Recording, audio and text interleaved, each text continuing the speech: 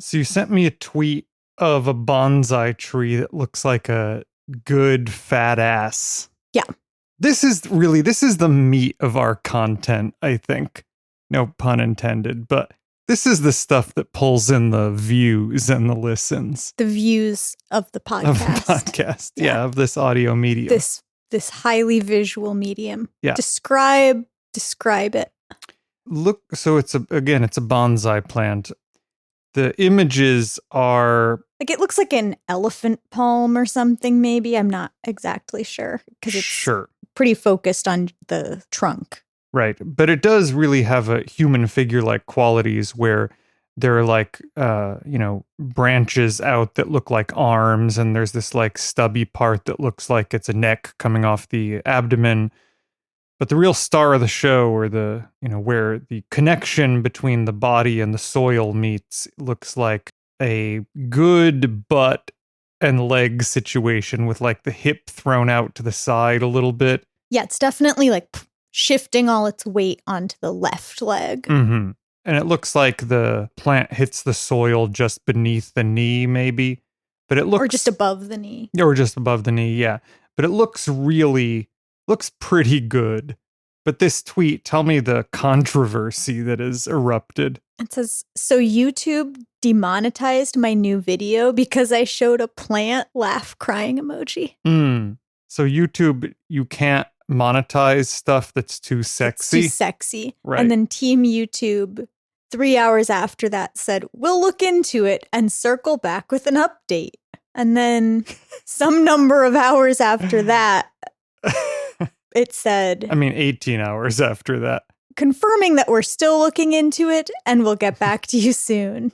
So YouTube is taking their sweet time to evaluate how horny this is. Yeah. And I guess it's still pending to this very moment. It looks like it's been reinstated, but the chatter is that I guess this is a particularly big YouTube account. I don't even know what the account is, but they have like 3 million followers. Okay. So you don't want to alienate them as content creators. Right. But if a person with 3 million followers, it still took them most of a day to get their channel reinstated for having a plant that kind of looks like a butt. Well, imagine what's happening to everybody when else. When they said, confirming that we're still looking into it and we'll get back to you soon, 18 hours later, to me, that means that they had a team of assessors who were all trying to jerk off to it and seeing if they could successfully jerk off to it. And if they could, then it was going to stay demonetized. But I guess they failed. It's the only way to know if something is sexy is to have a team trying to jerk off to it. Yeah. You have to put 1,000 monkeys at 1,000 typewriters. Yeah. It's the only way to know if one of them will jerk off. It's not ours to submit to the Instagram account, _vegetable that we have promoted in the past, but... And I guess technically it's a house plant and not a vegetable. Sure, but I think they would accept it. I missed that leaf. It's definitely not an elephant palm. I was looking at the close-up of the butt part. Sure, well, how could you not be? Slightly wider view. How could you not be? I have to say I'm in a little bit of a beef with the _vegetable because they did not accept our tomatillo with a penis and a butthole. I think it's because the tomatillo penis was too small. Yeah. They only want a big They're real size dong. queens, Yeah. the sexual vegetable. Yeah. Well, it is Amy Sedaris. She's not the owner of that account. She's not? No, I don't. No, I'm just I'm confused because she does retweet it constantly. She retweets or whatever. whatever on What do you call it when you do a thing on Instagram? Share. I don't know. I don't know. Okay, she shares them a lot, but she's not the originator. I was confused on that point. I think that's it's been a while since I looked at it. Well, everybody should check in on the sexual _vegetable. Wow, I can't believe they don't think little dicks are sexual. They're extra sexual, if anything. There's that sort of line of logic that gets tossed out often that the clitoris is extra good because of the density of nerve endings. So I don't see why a small penis would not be on that continuum as well. Have you ever told the big vagina story on the podcast? I don't know. You tell it on my behalf. No, it's your story. Well, it's not even really really a story. But growing up, but no, from a young age, society does let you know, even as a kid, that like a good penis is a big penis. You want to have a big penis. But there was no social messaging on vaginas at that point, certainly. And I remember assuming that a big vagina was a good vagina in the same way that a big penis was a good penis. Yeah, bigger's better. Bigger's better, yeah. And was very surprised to learn that the opposite was supposedly good and true at some point. To this day, it doesn't make any sense. It's all pretty irrational. All genitals are fine. That's my position. They're all fine and regular and normal and to be embraced. Well, so brave. Well, you're Roman. You're Allison. And this podcast that has both big dick and big vag energy is known as Seedy Business. It's Seedy Business. It's Seedy Business. So recording on a Saturday afternoon. We took an extra week because we're married again. We keep getting married over and over again. And we'll do it again. Nobody can stop us. There are no limits on how many times we can get married. There's probably a limit on how many times we can have people indulge us. We can impose and then we can on keep others. Talking about this. Yeah, it's true. But we did spend a lovely weekend at Goldhead State Park. We don't have to say what state park. We can just say a state park. Do we not? Why can't we buzz market Goldhead State Park? Well, it's not that's even not near the where name we of live. It, for one thing. It's Mike Race Goldhead Branch State Park. It rolls off the tongue. But it's a lovely park, and we spent a nice weekend there. Do we see any good plants? I did discover a tick on me several days after we got back, which is not great, I've got to say. I noticed a tick crawling across my bare foot, like within the first 4 hours or something we were there, and yet I never announced it to everyone. I mean, there was a bunch of bug spray around, but I never applied bug spray myself. I never encouraged other people to do so. I never mentioned I saw a tick scurrying on my body recently. I think people are only inspired to apply bug spray if, like, mosquitoes are acutely attacking you. I also think in areas where Lyme disease is endemic, people are more diligent about that. Yeah. I mean, the ticks down here, largely do not carry Lyme disease for the most part. Rickettsia. Right. I don't have like a rash. Rocky Mountain spotted fever. I don't have a rash where the tick was, I haven't had any sort of fever, any issues. I don't know when that would happen. I think if you're still fine, then you're just fine. Well, I might be infected with the disease that makes you allergic to beef, though. Yeah, alpha-gal. That is endemic around here, right? Yes, well, it's the same ticks that have Rocky Mountain spotted fever. Yeah, tell me about that. I don't know. I mean, there's a Radiolab episode about it. So I feel like we would just be biting off of Radiolab Fair enough. If I went too deeply into it. But I will say it's a thing that I thought the first time I met someone who had this thing, I definitely thought that it was one of those things like when someone says they're gluten intolerant, but they don't have celiac disease or something. Some people are, but very few of them are. Yeah. But like there was a craze for a while where like 90% of people thought they were gluten intolerant. Sure. I thought it was like that. And I was like, well, I don't like meat either. But it turns out if you get this tick-borne illness and you eat beef, then you have like an anaphylactic reaction to it. It makes you allergic to all non-primate, mammal, skeletal muscle. Wow. That's fascinating.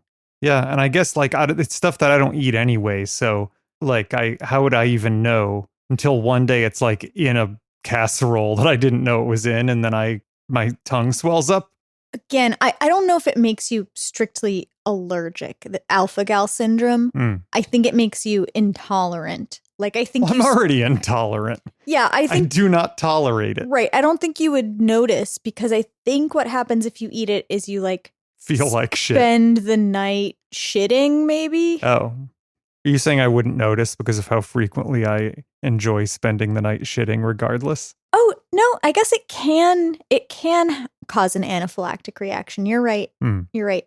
I thought it was, well, no, it's that, I mean, if I were to sit down and eat a piece of meat now, I would most likely have some sort of serious digestive consequences. Sure. I just think that happens if you don't eat it for long enough. So you wouldn't, I think if you sat down and ate a steak, you wouldn't be able to dissociate the effects of several years of not eating meat from right. Well, you know, alpha-gal. I'll keep the syndrome. The listener updated on if I have any new diseases that emerge. That's my promise anyway. I mean, it's pretty fortunate that it doesn't make you allergic to primate meat, because that would be fatal. Right. Like, doesn't that seem too convenient that somehow you'd be allergic to all mammals except primates? Well, if there's probably like some other that, mammals out there you can eat. We just don't know what they are because we don't. Well, we should be trying them all. Yeah. But you should be worried about. Oh no. Human monocytotropic ehrlichiosis. Okay. Granulocytic ehrlichiosis, tularemia, which yikes. And what's that? Something called Southern Tick Associated Rash Illness. All right, give me the worst of those. Well, I don't even know what ehrlichiosis is, to be honest. So, I mean, the fatality rate is 1.8%. So as we've learned from COVID, sure, I mean, 1.8%, nobody cares about that. Bring it on. I mean, with COVID, okay, if it's 1%, but everyone gets it 3 times a year forever. That seems pretty bad. Seems like this random tick illness that probably very, very few people ever get. I think I can beat those odds. It causes like weird suppurating ulcer. Like, it's like bubonic plague. You get bubonic plague type symptoms, or occasionally pneumonic plague type symptoms, which is even more terrifying than bubonic plague. Oh. That's why we don't fuck with rabbits. Yeah. Damn, I didn't need that. Well, there's no way to go from pneumonic plague to the catalog of the week. I shouldn't have interrupted. Please continue. Speaking of oozing ulcerations, but the catalog is MIgardener. It's capital M, capital I, lowercase Gardener, all one word. I don't love it, I gotta say, but I didn't know how to pronounce it. I was like, MIgardener? MIgardener? The proprietor pronounces it MIgardener, it turns out. This is a PDF-only catalog, which, you know, as we branch out into some newer catalogs, we were discussing this off mic, but it seems unlikely that anyone would have the like monetary backing to start a new print catalog at this point. There are a ton of websites that look very interesting that, you know, maybe we would even want to talk about at some point that, you know, just have online listings. They don't have a catalog at all. But I feel like that's sort of outside the purview of this podcast. We want to look at stuff that has that presents a catalog of some sort, a designed catalog. So some of the newer companies, if we're lucky, do have a PDF that is designed as a catalog, and this is one of them. This is, I believe, their first year publishing a catalog, this 2022 catalog, although they were founded in 2011. And their origin story is unique, I think, in that the founder, his name is Luke Marion, and ultimately his wife Cindy Marion joined the cause. Founded it in 2011 as a YouTube channel. So this is an influencer who branched out from YouTube celebrity into owning a seed company and ultimately publishing a seed catalog. So it's very, very modern. And in fact, on one of the opening pages of the catalog, there's a about section. You can meet the team. And Luke Marion is listed as the founder and content creator. Looks like they got a team of 11 or 12 people here. But yeah, he positions himself as content creator. And indeed, his YouTube channel goes back to 2011. His first video that he posted 11 years ago was about a homemade grow box that he made. Hey YouTube, this is MIgardener. Just giving a little update with my grow box. Just made it last night. Okay, so the first thing, but I got this box out in the trash, and it was 2 levels, and so I thought, oh, I'll just do a 2-level growing box. And as you can see, it's fully wrapped aluminum foil to maximize the light output. And I have 2 in each one. They're 2 compact fluorescent bulbs, 100 watts each. So it's 200 watts per. And I just have this. So, yeah, I mean, this first video he made is very, very amateurish, of course. And it looks like he made a grow box lined with aluminum foil and, with light fixtures inside of it that he's showing off here. But the YouTube channel now has over 1 million followers, and he's parlayed that into this seed catalog. And I think, honestly, the aesthetic of like YouTube influencer can be seen in the design choices of this catalog. Yeah, it's a very current design, I think. Yeah, on the sort of a few pages in, you can see there's a photograph of their storefront. And it looks like an anthropology store or something like that to me. I mean, it looks like every store in a hip area of Portland. Sure. It's very minimalist. There's like a big dramatic backdrop behind the counter, a lot of light wood, and then there's like a wall of seed packets, and then like some lounge furniture. I guess they're inviting you to take a seat on the sofa and just ponder. Mm-hmm. The name MIgardener is because they are based in Michigan, right? It's just the abbreviation for Michigan. Looks like Port Huron, Michigan. And Port Huron, as I open a map here, looks to be right on the Canadian border, like literally right on the border, somewhat northeast of Detroit, right on Lake Huron, and right over the bridge from Canada. Wow, sounds pretty cool. Yeah, does that sound like a good place to be? In the coming climate apocalypse, you bet. Yeah, maybe. All right, well, tell me your impressions of the catalog. Well, I mean, I guess on some level, maybe it's hard to tell the difference between what is attractive and what is simply current and familiar. Yeah. But I do think their cover photograph is beautiful. Yeah.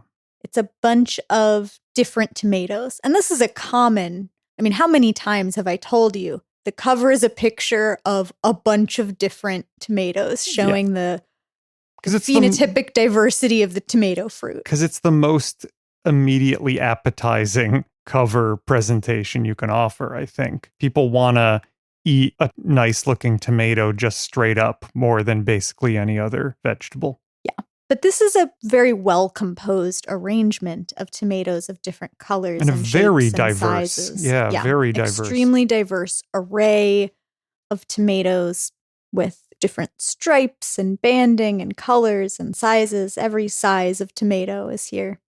It's on sort of an ash, like a gray wood background, which I don't particularly care for. And then it's got a sans serif font with a strong drop shadow that says MIgardener. I don't particularly love that font or anything, but it's perfectly serviceable. And the main thing is that it's like this gorgeous arrangement of really beautiful tomatoes on an otherwise really minimal cover. They don't try to make you think this is a magazine. It just says MIgardener, Heirloom Seeds, 2022 Seed Catalog. Yeah. And of course, it's PDF only. So, when you're designing this, you're designing it for the computer screen, not to be held and looked at in an analog way. So that probably influences some of your design decision making. You would think that is true, but then the layout the layout is inside very obviously designed meant to be printed out yeah. and folded. Yeah, maybe they were leaving themselves that option, but it ultimately didn't pan out for this first year of the catalog or something like that. But you're right, it looks like there's a fold in it. Yeah. You could print this out and compile and it into staple a it. yeah. Yeah. Or really it's laid out. I mean, you couldn't quite, you'd have to bind it on the side or something, because each sheet is meant to be folded in half and be two facing pages. Yeah. So anyway, that's sort of an odd choice. They could have just made it a bunch of separate. Mm-hmm. Anyway, overall, I think all of the photographs look nice. The layout looks nice. Like their welcome letter page has, a full, all the way to the very edge of the page, photograph of more tomatoes and tomato plants that have been, like the opacity has been decreased, so they're really light. And then there's a nice black text set in front of that is perfectly legible over the photograph. Like, I think it's got a very contemporary look. The design looks good. I will say, go to it's page 12 of the PDF, and it's page 22 of which are the page numbers are on the side of each page. I don't know what's going on with the image of the royal burgundy bush bean. Oh yeah, that's just an error. They somehow got a low res, like a super low res photo in there. You can't I don't know what the see deal anything. is with that. But all the other photographs on that page, I mean, they're of variable resolution, to be sure. Like the golden wax bean is lower resolution than the blue lake, for example. And then contender is like, looking kind of pixelated. It seems like they didn't put any thought into, or like whoever collected and chose these photographs, maybe they've been accumulated over many years with many different cameras taken by different people. Yeah. So they're not standardized. Yeah, and to just go with that a little bit more. I don't know why I felt compelled to do this. I've never done this with a catalog before, and I probably should have. So if I'm gonna be critical here for a minute, I just want to qualify that by saying I've not done this with any other catalog. But for some reason, the fact that this guy was like a YouTube influencer and the sort of design sensibility of this catalog made me think, I don't know, I bet they're stealing these pictures and descriptions from other people. Oh my God. So I did. Oh my God. Which is and I'm not saying they are, just to be clear. I don't want to invite lawsuit. I did Google some phrases out of their descriptions and did not find that they were elsewhere. Okay, I thought you were about to blow my mind absolutely. But I did reverse image search some of the photographs and did find that they were in other places on the internet where they clearly just swiped them from there. Allegedly. But, alleged by you. Allegedly.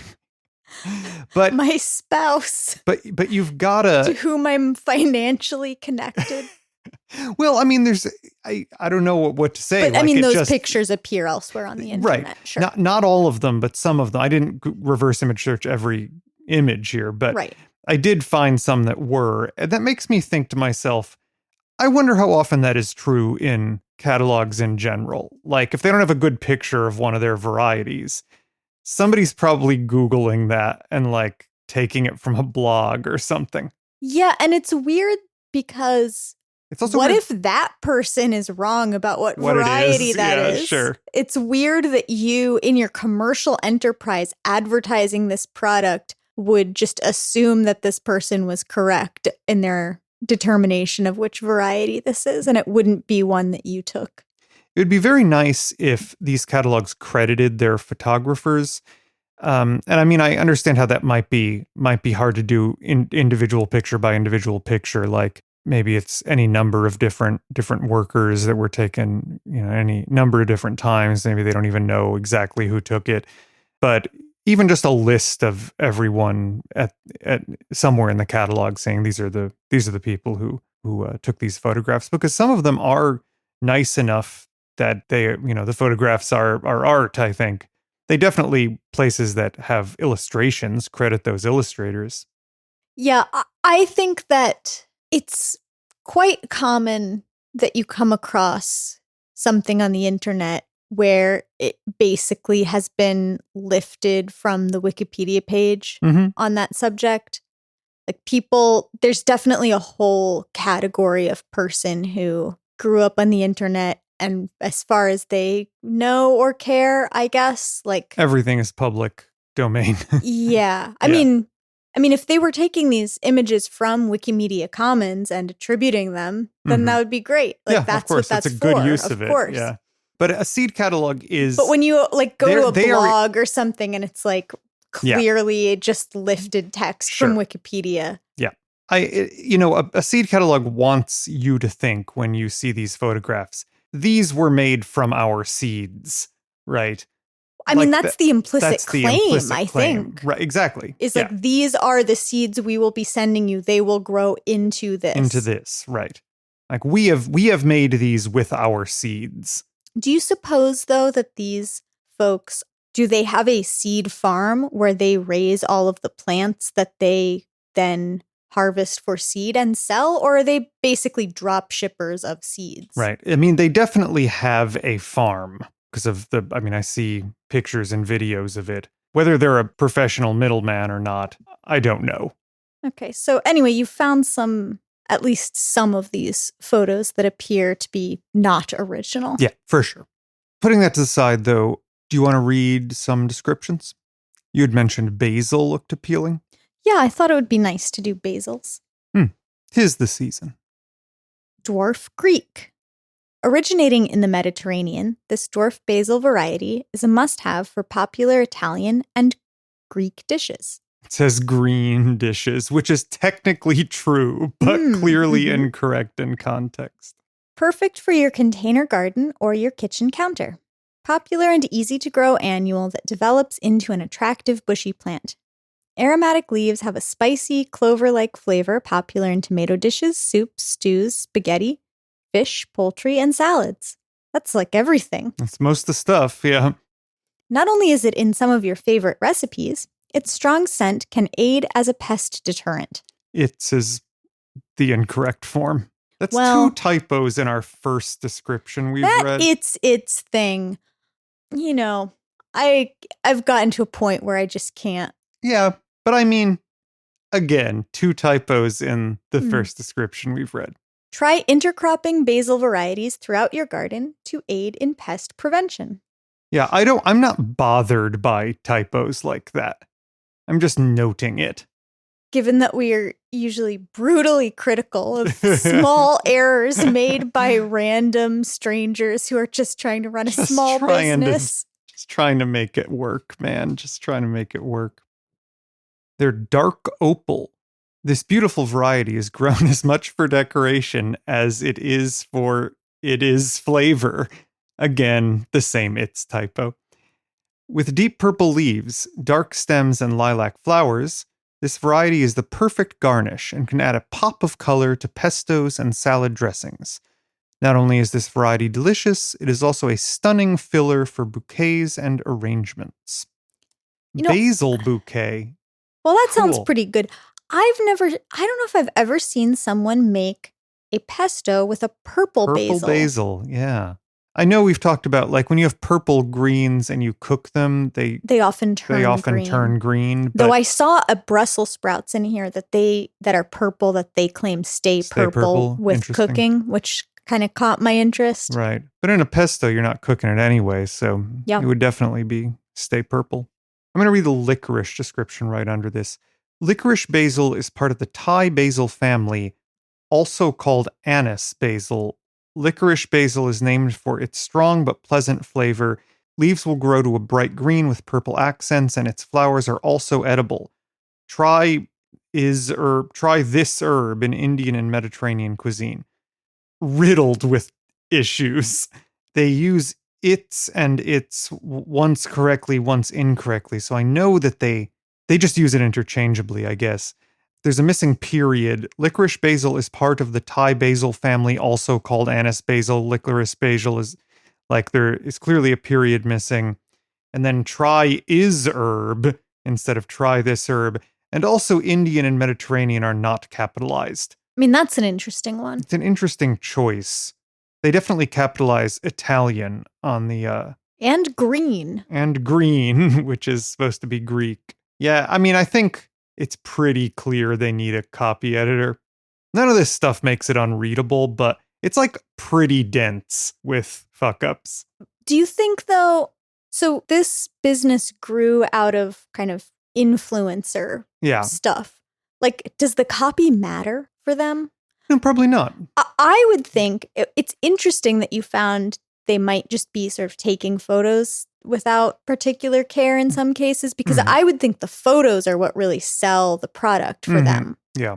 Like if they're sort of Insta. Yeah. I mean, I don't think they need a catalog like this. It might just be like an aesthetic choice they want to be the kind of people that have a catalog more than a catalog being essential to their business model. I don't know if I'm being unfair. I don't think there's like something intrinsically wrong or perverse about influencer culture. It's just how things are. But I'm surprised the photos are not like the whole deal with being like an Instagram or YouTube or something influencer is that you create your own visual media and that's what people want from you. Yeah, I mean, to be fair, like this fella's YouTube channel, it's not like they're like glamour shots of himself, right? Like he was doing gardening stuff, you know. But you're right. I think you would expect an eye to the visual presentation. And maybe the copy isn't important. All right, well, let's try a few more. I came into this expecting to be more overall positive because I picked basil on the basis of I saw one thing that seemed like a nice sentence and I just sort of skimmed very briefly. And I mean, I still do feel positively about the overall design of the catalog and do think that it's nice that someone is starting a catalog. Piccolino, the tiniest basil variety around. These uniform plants have small, spicy Greek basil leaves that grow in a tree-like dome shape, perfect for small pots and fairy gardens. Delicious culinary use with easy access in a windowsill herb garden. Whoa, what's a fairy garden? Well, I mean, I feel like that is an Instagram kind of thing. Is it? It's where you like make, it's sort of a terrarium. Like a teeny tiny garden? You make like a teeny cute garden. Maybe you put some like dollhouse furniture in it? Really? Yeah, or like some. So it's like leaving out cookies for Santa. You leave out a tiny lush garden with a tiny doll chair for a fairy to come and enjoy themselves in the garden? Yeah, I think so. Huh. And they bless you with their presence. I mean, I think it's something, yeah, it's like twee and cutesy. Maybe some people did it as like a thing to do with their children, and then other people just did it as a thing to be cute. I don't know. I'll read their holy basil, Tulsi. Holy basil has been regarded as one of the most important herbs ever discovered. Used for centuries in herbal teas for its soothing properties. It has been used to shorten flu symptoms, aid in respiratory function, and to ward off the common cold, getting dangerously close to making COVID claims. Holy basil grows much like traditional basil varieties, but does not bush as much. This variety produces flowers quickly to attract pollinators. Does well indoors when the weather changes. When pruned, holy basil remains compact. Genovese. From Italy, this variety has a powerful flavor that is ideal for making fresh pesto. I'm sorry, are they British? Are they Commonwealth? They're US. They're US American. They're fellow US Americans. Yeah, real Americans. All right. Well, I'm interested in their spelling of flavor because that is O-U-R, is definitely not American. I mean, they're right up there near the Canadian border. Sure. So you don't know what. Yeah, I don't know what they are, to be fair. He has no accent to my ear when I listen to his YouTube videos. It's possible that his spouse is. I don't know. I've not heard her speak. I will say I'm amazed by the number of these catalogs this one doesn't appear to be laid out in Word as many of them are, but like they don't use spell check or whatever. Because if you have your spell check, you set it on American English or British English or whatever. Sure. It's going to tell you if you're using the other. It doesn't just accept all Englishes. Right. Like all English spellings as valid. I don't think there's a setting for that. I don't know. I think spelling flavor with a U is also twee, maybe. Large, consistent leaves are great for a refreshing caprese salad, too. Easy to grow in containers, to use in cooking all year. Great for not only outdoor gardens, but for greenhouse and aquaponic growing as well. I've said this on the podcast before, but I do think fondly back on when I met you and you had all those different basils and Mints. it was mint. That's right. Well, clearly I think fondly but not accurately back on this. But basil is also like mint, where you can get varieties that have all these interesting flavor notes in it. Yeah, geraniums as well. You can get different scents. Mm-hmm.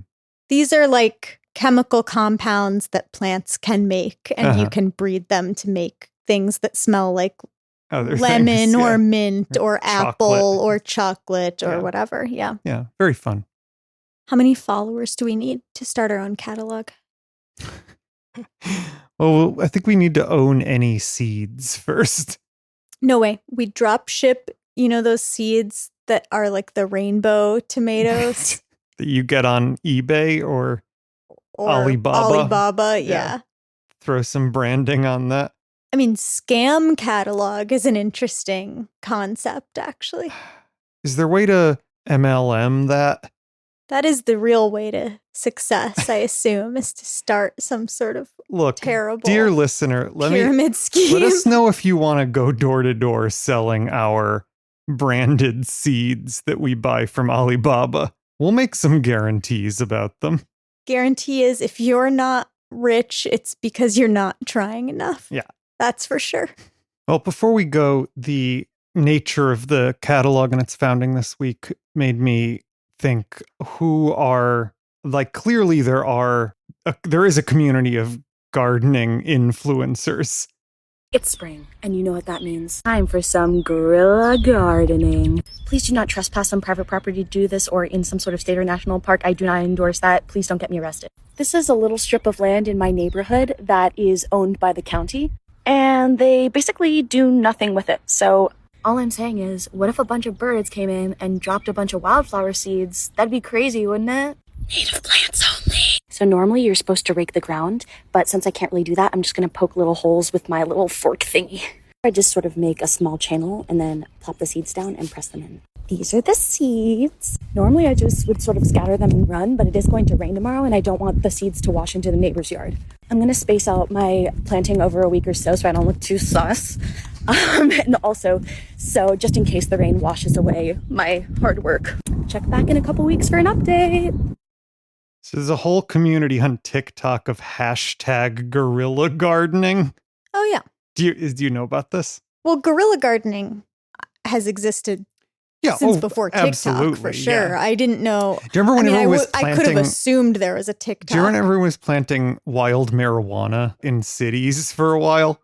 That was a pretty good trend. I don't know whatever happened with that. I don't remember it being in cities. I definitely remember it being in a lot of small parks. But yeah, I guess it's a TikTok trend. Has anybody gotten Gerald Stratford onto TikTok? Oh, yeah. He should be on TikTok for sure. Yeah. He needs to post thirst traps on TikTok. Yeah, absolutely. All right. We'll get on that.